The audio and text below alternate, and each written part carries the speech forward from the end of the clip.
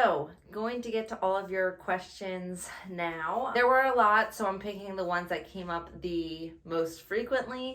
And obviously, if there was like ones that were just fun, I want to throw them in there because why not?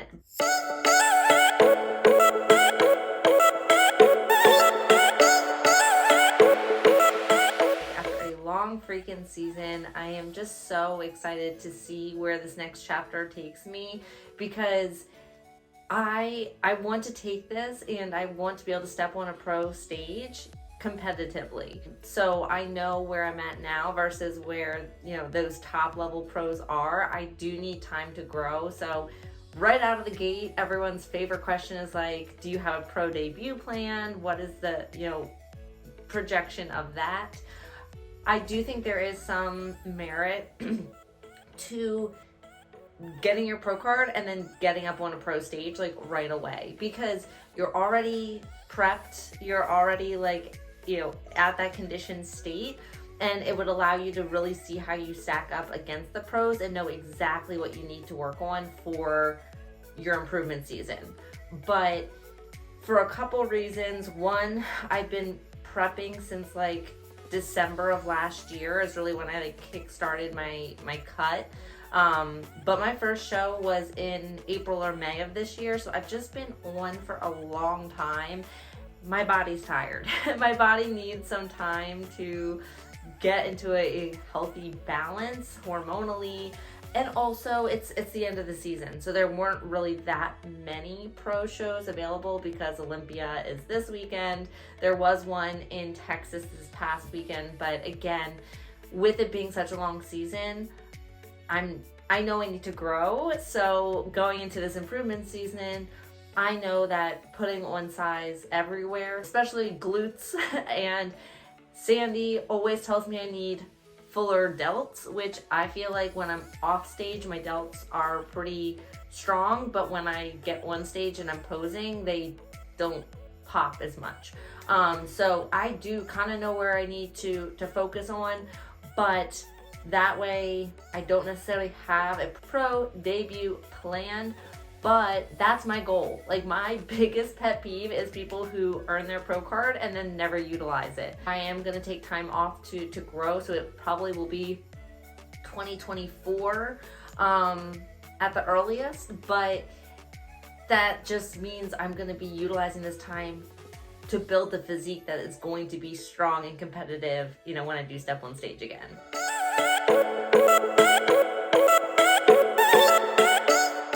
What was the most challenging part of this prep? Obviously the 2.5 hour cardio days.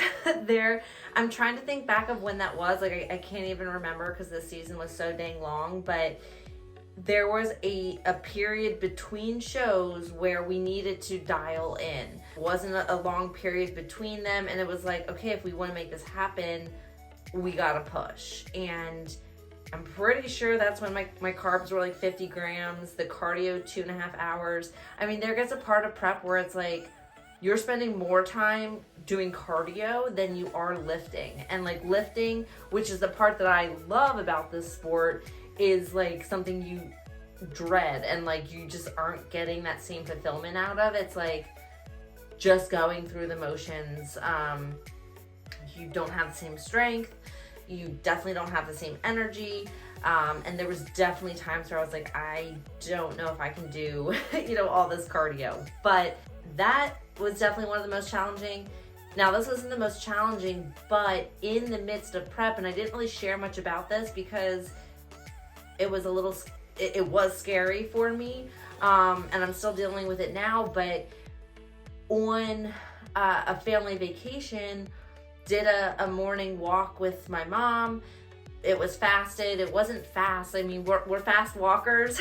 So if you know me, I mean, it's a speed walk, but it's not like we're sprinting, we're walking. Got home from that walk and partially lost my hearing in my left ear. So while that it wasn't a challenging part of prep, but it was a scary point of prep that challenged me. Partially lost my hearing in my left ear completely, like for good. Like, it's not coming back. I spent a few weeks going to ENTs, going on antibiotics, on steroids. In fact, leading up to, gosh, I think it was the Vegas show where I placed 9th. I was on steroids, like topical, like not topical, over the counter, like whatever it is, for trying to figure out what was wrong with my ear. At that point, I had to get an MRI because like we didn't know what was going on. And by the time I went to the show and I came back, it had been so long that they're like, there's nothing we can do to get your hearing back. Now, I'm totally healthy. I'm fine. Blood work came back okay. The MRI came back okay. So I'm okay, but I constantly now have this muted left ear with this high-pitched ringing in it. So we still don't really know what happened. They said it was some neurological backfire, like a mini stroke or something of the eardrum. I don't really know, but they said I'm healthy and fine, so they said it can just happen. But that was something that like I didn't share because I still now am like not happy about it. Like it's something that I'm sure has to do with how hard I was pushing myself at the time. But yeah, I didn't really talk about that on my story or on my social media pages at all because I was really scared and anxious for a long time, thinking it could have been something way worse. So yeah, that was definitely one of the most challenging times of prep too, mentally. Physically was the 2.5-hour cardio days. Mentally was definitely when that was happening and just not knowing why it happened. All right, we're gonna crack one of these OG white ultra monsters to get through the rest of these questions here. Not that I didn't already have coffee and stuff this morning, but you can never have too much caffeine. Or can you? I mean, you definitely can, but much needed. Anyway,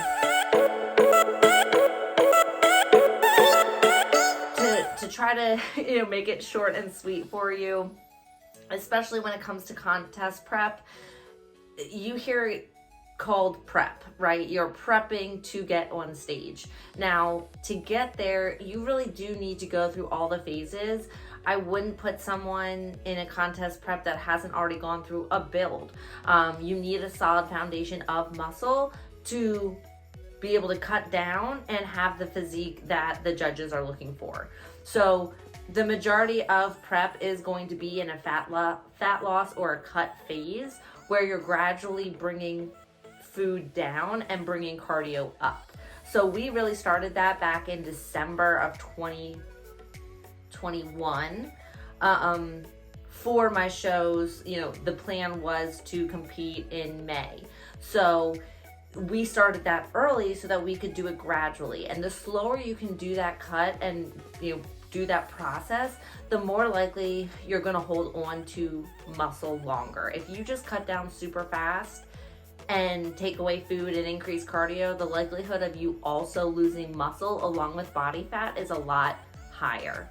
And especially, and this kind of answers another question, being a natural athlete, you can much easier lose muscle. Like people who do use physique enhancing drugs or PEDs can get away with maybe doing a quicker prep, or holding on to a little bit more muscle and that shape during a fat loss phase. So as you guys saw, like at the peak of my prep this year, I was doing some days 2.5 hours of cardio, and I think my carbohydrates got down to 50 grams. So there was definitely times where I was at 900 calories. I was at 2.5 hours of cardio a day. And honestly, that was the first time, and I've been competing since 2017, that I've had to go that extreme. This is like the first season that I was like, holy cow, now I know, why this is not for everyone. Because I've been very grateful that in preps in the past, I haven't had to get that low. I don't think I had ever gone below 100 grams of carbs before, or really under 1,200 calories. So for me, this was a new experience, but I was like, I know what I'm capable of. I know what that end vision is. And in order to get there, I know there's pros doing this, and I know that I need to do this to get to the physique and get to the conditioning that the coaches were, or that the judges want. It's not healthy or sustainable, but I'm under the guidance of my coach who has my best interest in mind, and we're doing it the healthiest way possible. So this kind of got off on a tangent, but that's kind of the process of the cutting. At the end of a prep, a lot of people, if you do get ready early enough, can reverse into your show, which is, again, bringing cardio down, so lessening how much cardio you have, bringing food up, where you're able to fill out your muscle bellies, give your body some more carbohydrates and fuel to fill out your muscles, but still hold on to your conditioning. So it is like a tricky process there, but if you do it again slowly, you can do it in a way that you're gonna be able to eat more food going into your show and have that pop, or that fuller look.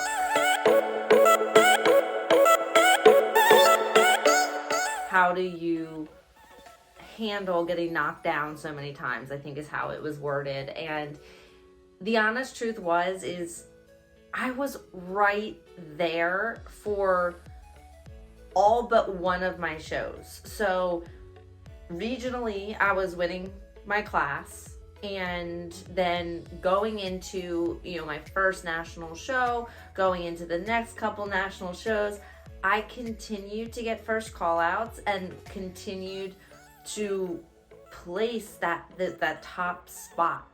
Now, each national show hands out a different number of pro cards, so sometimes I would get third place and they'd give out first and second pro cards. Sometimes I would get second place and they'd only give out first place pro cards.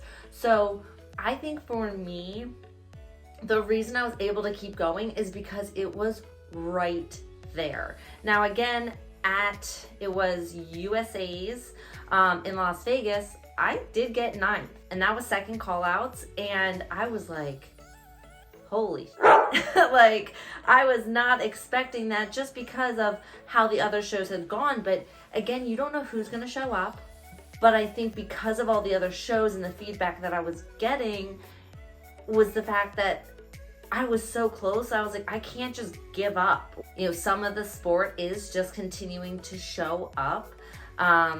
You never know who's gonna be in your class. I am in class E every time, being 5'4.5", but that's something where you have to just continue to bring your best and beat your last package. So it is you versus you, but there is that component of, okay, who's gonna be at this show versus the last show. So yeah, I think a lot of people thought I was crazy continuing to do show after show. I think my win at nationals was my 8th or 9th show. Now I'm forgetting if it was 8 or 9, but that's just this season.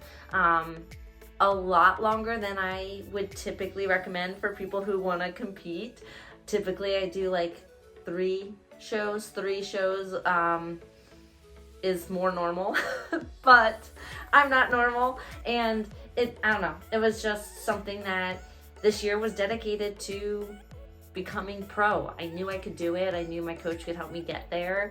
And absolutely, my husband made it possible. Like, it was a long freaking year for him. Being able to put up with me and my hanger and my cardio sessions. And I would be lying if I said it was easy on us both, but he's the #1 support system in my life. And I would not be able to have done the season and achieve the pro card that I did without him. So yeah, I think, a combination of all those things really made it possible, but I knew it was possible, and I'm just grateful that I had the opportunity to compete and to now become part of the IFBB Pro League. I wanted to show off my pro card wall back here because I freaking love this space in my office. It's just like my place to vibe. But got to look at that all the time. I'm like looking in the mirror, looking here. But I'm just excited. I'm excited for the next journey. Really looking forward to just being able to share this kind of reverse. It's not going to be easy. In fact, 2.5, 3 weeks since earning my pro card, it's been a time where I've finally been like, oh my gosh, I don't have a show to prep for. Like, I have some freedom. And that's dangerous for someone that's been in a such controlled manner for so long. It's really, it's difficult mentally, because I'm like, oh, I can have that, or I can eat this, or just give myself that flexibility more so. And knowing myself more than physically, mentally, it's like, it sucks because I'm like, I'm not even giving my body what it wants, but it thinks it does, if that makes sense. So anyway, it's been a hard couple weeks since earning the pro card, but I just sometimes, like, even just saying it out loud is the accountability I need to be like, all right, time to get your butt back into gear. We have goals. We have to reverse properly if we want to put ourselves in the most optimal place to grow and develop and, bring a competitive pro physique whenever I step on stage again. So that's kind of where I'm at. I've been really not great with hitting my macros, and it's definitely affected me mentally. I mean, I'm still getting my lifts in and doing my little cardio sessions right now, but I'd be lying if I didn't say, I was struggling.